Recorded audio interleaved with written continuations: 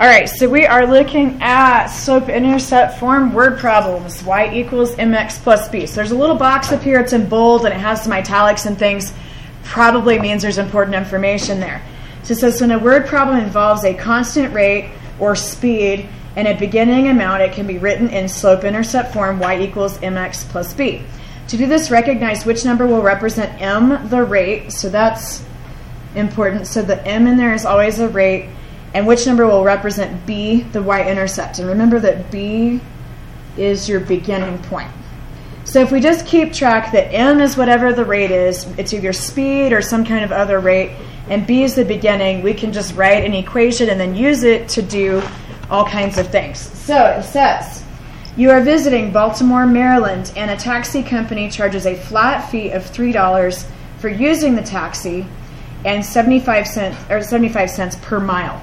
So when I see that per, that tells me that this is a rate and that this part's going to be my m. And then the flat fee, a flat fee is always just a one-time amount that you're paying. That's going to be b. So on part A, it says, write an equation that you could use to find the cost of the taxi ride in Baltimore, Maryland. Let x represent the number of miles and y represent the total cost. So they're going to go ahead and set up for you the independent and dependent variables. So on part A, we have m is 75 cents. So we're going to write y equals 0.75x, and then the flat fee of $3 is the beginning rate. And so that's the answer for part A. So this is my rate per hour. This is the flat fee. And x is the hours, so that all makes sense. On B, it says, how much would a taxi ride for 8 miles cost? So the 8 miles, we have to remember that x up here represents number of miles. So this 8 is going to go in for x. So I'm just going to do 0.75 times 8 plus 3. So I'm trying to think what that would be. I'm going to use my calculator. So 0.75 times 8 plus 3 is 9. So my total is $9. I think in today's world that would be a cheap taxi, but I haven't ridden in one in a while. That's a really cheap taxi. That's what I thought. All right, so, and then on part C it says, if a taxi ride cost $15, how many miles did the taxi travel? So they're giving us the total cost, so they're giving us that this is going to be the y.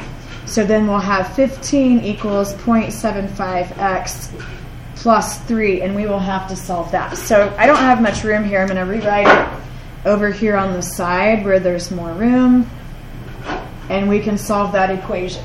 So what would you do first to solve for x? Ooh, minus 3. Minus 3, good job. So then I'm going to have 12 equals 0.75x, and then what would I do? Divide by 0.75. Divide by 0.75, good. So I'll do that really quick. 12 divided by 0.75. Let me turn off the light on that so it won't glare. And we end up with 16 equals x, so that means it is 16 hours. Since it is a word problem, we're labeling with dollars and hours. So what you have to do is remember what they're telling you in the beginning, that x is miles and y is total cost, and then miles, you're right. Sorry. I'm not riding in the taxi for 16 hours. That would be a long time. So good catch. So 16 miles. So this is how many miles, so I got to make sure that I'm labeling that the same. Okay, so let's go down to number 2. A plumber charges $50 to make a house call. So this is just a flat rate. It's not per hour. It's not anything else. So since that's just what he's charging you to show up, that's B. And plumbers usually do that. If you're hiring a plumber, it's not just a friend. They'll charge you to show up at your house. He also charges $25 per hour for labor. So when I see that per in there, that tells me that this is going to be my slope, because that's my rate of change. All right, so on part A, it says write an equation you could use to the amount a plumber charges for a house call based on the number of hours of labor. That sentence seems awkward to me, but they just want us to write the equation. So what do you guys think? y equals what? 25x plus 50. 25x plus 50. Good. So the y and the x are already in there. And we said the $25 was per hour, so that's our rate. Goes with the M. The $50 is just a flat fee. Okay, so for part B, how much would it cost for a house call that requires 2.5 hours of labor? So is that 2.5 hours of labor going to go in for Y or for X? So it's going to go in for X. Good, because I have 25 per hour. So this is actually the hours, and this is the total cost. I'm going to put total dollars. So we're going to put the 2.5 in for X. So I'll have 25 times 2.5 plus 50. And if I think about it, that makes sense. $25 per hour for 2.5 hours. Multiplying that makes sense. And then add in the 50. So 25 times 2.5 plus 50 is $112.50.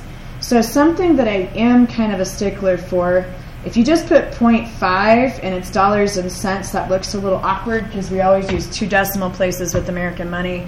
So go ahead and add that extra 0 to make it 50 cents. Otherwise, it looks weird. All right, and then part C, it says, if the bill from the plumber is $162.50, how many hours did the plumber work at your house? So the $162.50 is the total amount of money. So that's going to go in for Y. So I'll have $162.50 equals 25x plus 50. And again, I'm just going to take that over here where there's actually room to write it down. And I could have just written it over here to start with, I guess. That would have saved me some time. All right, so then to solve this, it's pretty much always the same 2 steps. You're going to subtract this number off the end. And so I get 122.50 equals 25x. And then we divide by 25. That's 112. No, it should be 112. 112. What am I doing? Okay, 112.50. Wait.